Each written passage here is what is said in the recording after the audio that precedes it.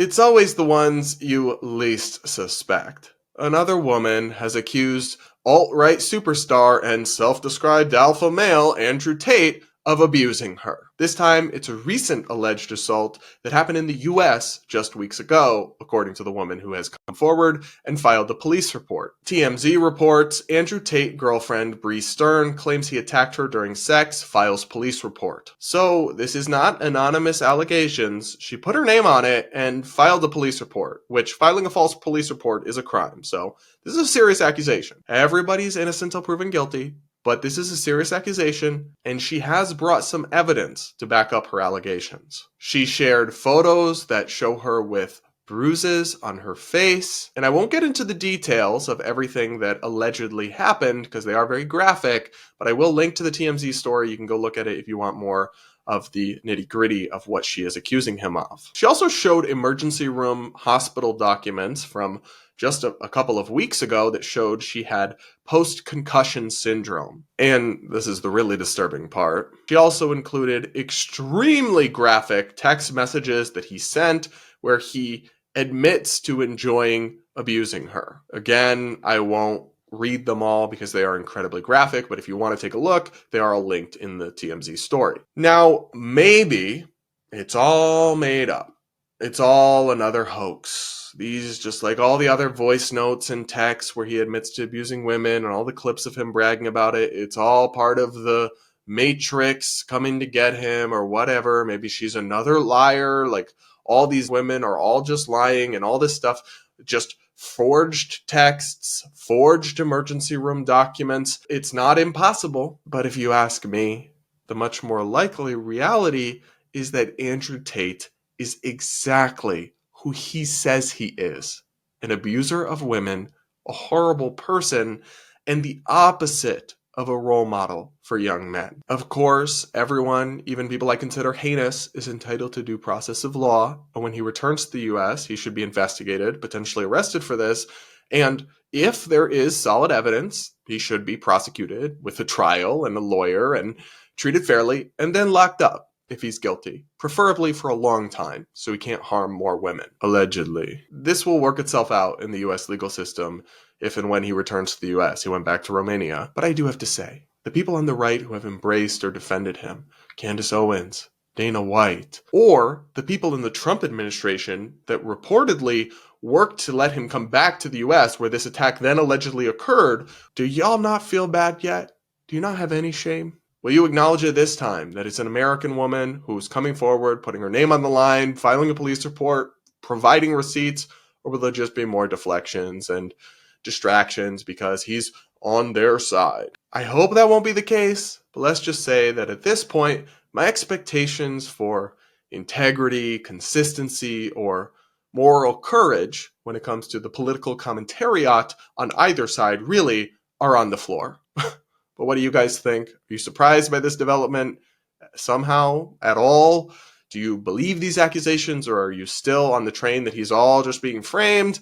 Let me know in the comments, and do hit that like button while you're at it. And now we'll run through some quick hits today, some stories that came across my desk that I want to briefly react to with you. Up first, another crazy TikToker is calling for Trump's death online. Take a listen to this insane video that has millions of views. Somebody just do it!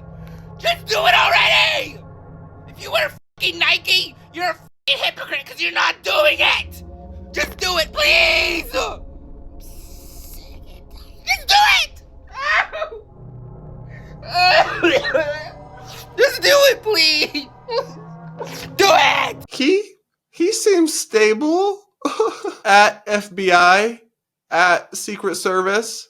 We got another one for y'all. We got another door to knock. But guys, this individual, we've seen him before. He's not well, okay? What's much more disturbing to me than this one person's video is the fact that 287,000 people liked this video. Double tap. We're like, yes, King, go off. That's demonic. That's disturbing. You got 250,000 human beings, many of whom are probably American, some maybe from outside the country, actually being like, yes, King, go off. Somebody needs to kill the president. I don't really know how liberal democracy survives in this country with that sentiment widespread. I don't, because if people just normalize political violence against each other, it starts a tit for tat, an escalating cycle that, and I'm not trying to be hyperbolic here, but farther enough down the line leads to civil war. We're supposed to solve our differences with ballots, not bullets. And you have crazy people on either side of the political extreme, but with TikTok, at least I see it a lot from the far left, who no longer believe in that basic American principle. That deeply worries me. And it should worry you too. Up next, today's the day that ends in Y. So, a Democrat politician is spreading fake woke statistics again. Take a listen to New York Governor Kathy Hochul talking about the pay gap between men and women in America. Each morning, women get up, take their children to school, care for aging parents, put dedication into their work, and yet their paycheck is still smaller than the one a man gets for doing the same job. That is infuriating. And for women of color, it's even worse. This is a social justice issue and a human rights issue. We must stay vigilant as the federal government threatens any progress we've made. As the first woman governor of New York, I am committed to this fight. So that all sounds great, but it's based on a myth. Men and women are not paid vastly different amounts for the same work and the same jobs in America. That's based on an incredibly misleading statistic, and I'm going to explain. When you hear that women make 77 cents or 82 cents for every dollar a man makes, depending on which figure they're citing, they are talking about raw earnings figures that do not take into account what job people are working, how much they work, how long they've worked, their education level, what degree they have, or a whole host of other factors. As Forbes reports, all the way back in 2009, the U.S. Department of Labor found that once you account for all these factors and you actually look at people in the same job doing the same work, then the adjusted pay gap is just somewhere between 5 cents to 7 cents on the dollar. Again, that was back in 2009. It's only gotten more equal since then, meaning we can extrapolate it's just a few cents at this point. Which, of course, people should be paid the same for the same work, and anywhere there is discrimination, that is really harmful and wrong, but it is illegal to pay men and women differently for the same job. It's been illegal, and the constant victim narrative about the gender pay gap that you hear from Democrats is simply not based in statistical reality. Other than that, though, they're doing amazing, I guess. Up next, this Republican senator just embarrassed himself over Signalgate. Take a listen to Josh Hawley on Fox News. That his actions were absolutely justified. It's making us safer. It's keeping our ships safe. It's keeping America safe. And the libs can't contest any of that. And so now they're fussing about the fact that who was on the text chain and who wasn't. What these reporters are really mad about is that they weren't on the text chain. They all wanted to be and weren't. Who cares? It was a huge success. So this is what partisan hypocrisy looks like. If a Democratic cabinet official had created a group chat with a random person in it, and then the Democratic Secretary of Defense had sent highly sensitive and probably classified attack plans to that chat, Republicans like Josh Hawley would be screaming bloody murder, and we all know it. And to some extent, they would be right. But too many people in American politics apply blatant double standards to the actions of their opponents versus the actions of their friends. And if you actually care about American national security, if you actually care about these things and protecting U.S. service members whose safety could be compromised. Thankfully, in this case, they weren't, but could be compromised by these kinds of unsecured communications and leaks, then your analysis of it shouldn't depend on whether the people doing it are Republicans or Democrats. But for so many partisan figures, from senators to media personalities, their tune totally changes based on the party affiliation of the person that does it. That is tribalism and partisanship, not honesty or integrity. Up next, this Democratic state senator literally does not believe in biological reality. Take a listen to what she had to say during a hearing where they were discussing the issue of trans athletes in women's sports. Female bodies are just as strong, as fast and capable as male bodies. For what reason, other than political gain, are we spending time and taxpayer dollars on a completely made-up issue? There are 8 million high school athletes across the country, and maybe 160 of them are trans.